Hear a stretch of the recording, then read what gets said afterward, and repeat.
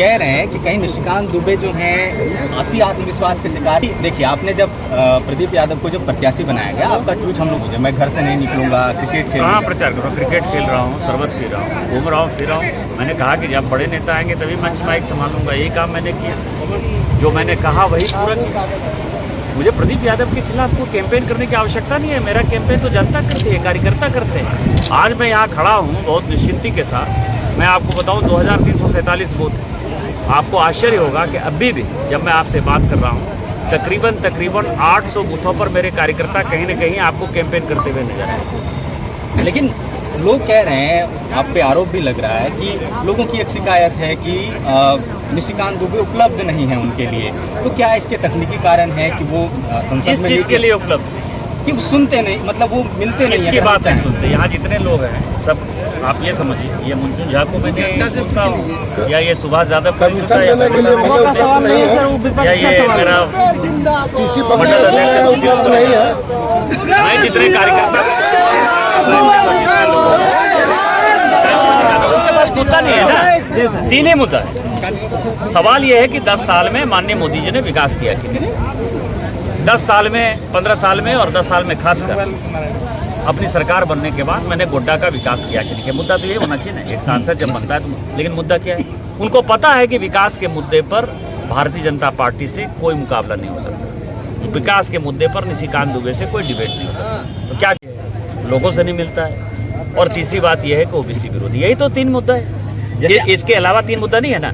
मैंने कल कहा बड़े फक्र के साथ, मेरा घर है देवघर, मैं देवघर में पैदा हुआ, 3 क्लास तक मेरी वहाँ पढ़ाई हुई।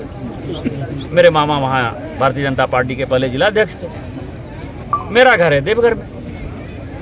मेरा ही एक ऐसा घर होगा जो यदि मैं देवघर में मौजूद हूँ तो 24 घंटे वो दरवाज़ा खुला हुआ। आज तक उसका दरवाज़ा बंद नहीं हुआ। मैंने कहा मेरे अलावा जितने भी जनप्रतिनिधि हैं, मैंने देवघर से स्टार्ट किया के झा साहब जी का मैं बहुत सम्मान करता हूँ, कृष्णानंद झा साहब जो पूर्व मंत्री हैं। मैंने कहा प्रदीप यादव जी का घर, सूरज मंडल जी का घर, माननीय फुरकान अंसारी साहब का घर, सलाउद्दीन अंसारी का देख लीजिए, शमसुद्दीन अंसारी साहब का, जो यहाँ के सांसद रहे या बड़े नेता रहे, आप किसी का घर देख लीजिए। इवन घर तो ऐसा है सर कि दीपिका पांडे जब टिकट लेकर आई तो प्रदीप यादव ने अपने घर का दरवाजा नहीं खोला। अनअवेलेबल कौन है?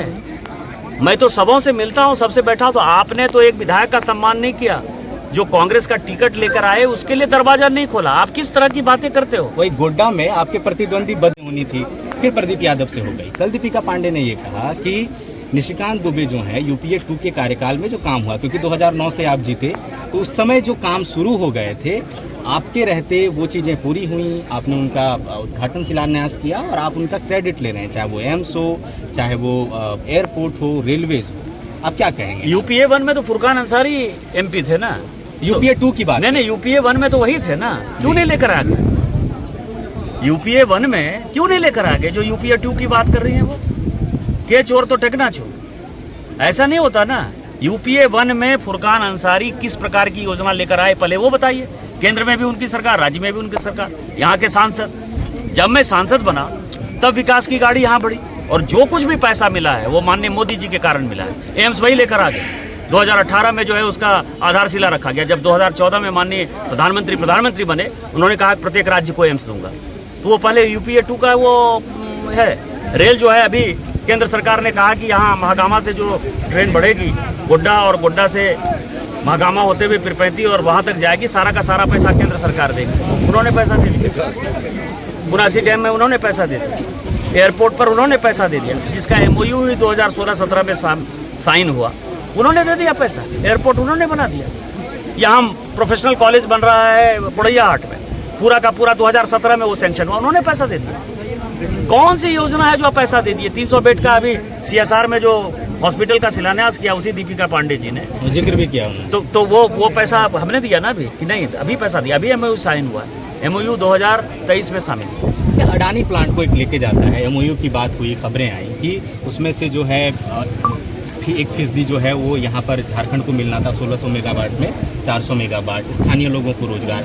झारखंड सरकार कह रही कि हम नीति लेकर आए थे कि स्थानीय लोगों को 75% जो युवा हैं उनको रोजगार मिलेगा।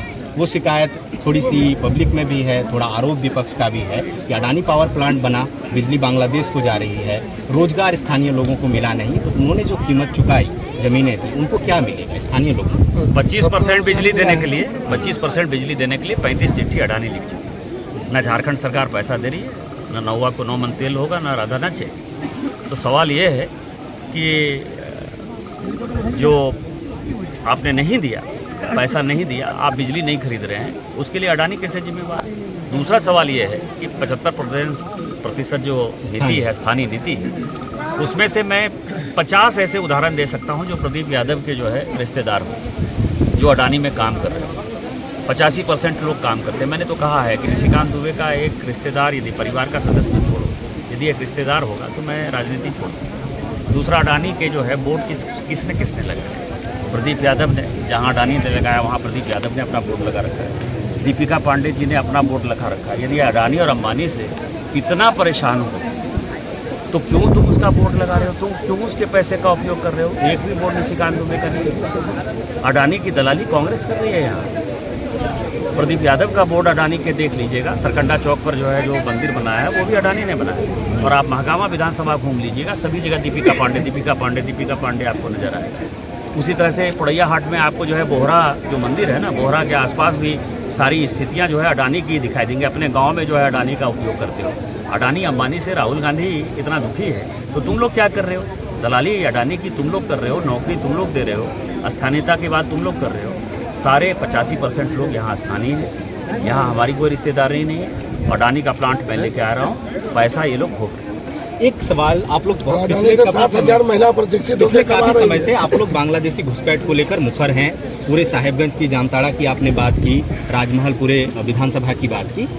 बीच में एक सवाल भी उठा था, जो एक सिविल सोसाइटी का एक वर्ग है और मुख्यमंत्री चंपाई सोरेन ने भी ट्वीट किया कि ठीक है, आप मुझ पे आरोप लगा रहे हैं कि हम लोगों ने संरक्षण दिया या दिया, लेकिन जो घुसपैठ है, अंतर्राष्ट्रीय सीमाएं जो हैं वो तो केंद्र सूची का विषय है।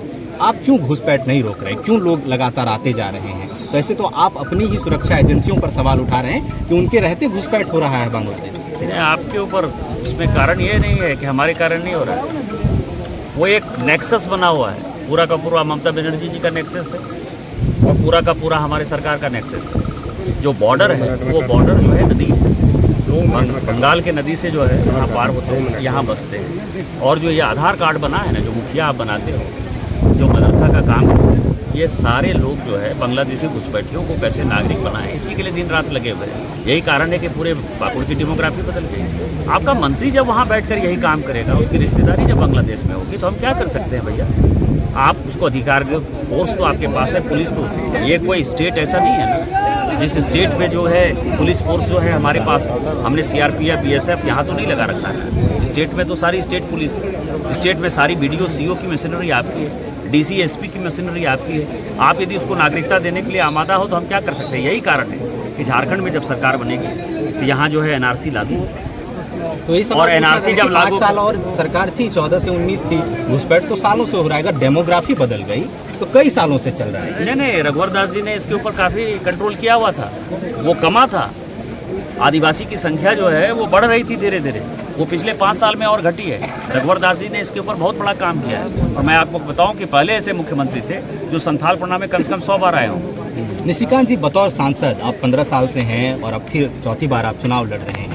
आपको खुद को लगता है कि कोई कसर इन क्षेत्रों में बाकी रह गई है जो मैं अगले टर्म में उसे पूरा करना चाहूँगा, निश्चित रूप से करना चाहूँगा? विकास एक सतत प्रक्रिया है कि आप मकान बनाते हैं, छोटा मकान बनाते हैं, फिर उसको बड़ा मकान बनाना पड़ता है, बड़ा मकान बनाते हैं, फिर उसको कोठी बनाना पड़ता है। कोठी बनाते हैं तो फिर आपको उसमें और भी समस्याएं नज़र आती हैं कि गेस्ट हाउस भी होना है।